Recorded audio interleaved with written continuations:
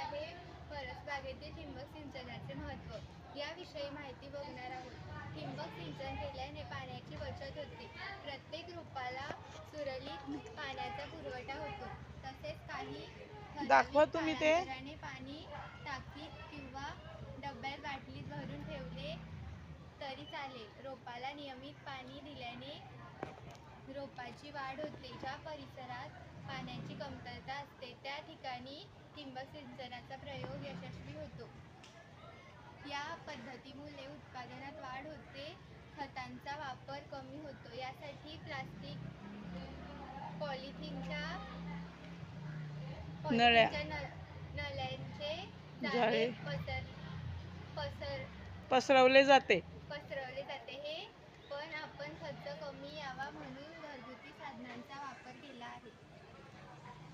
धन्यवाद. धन्यवाद.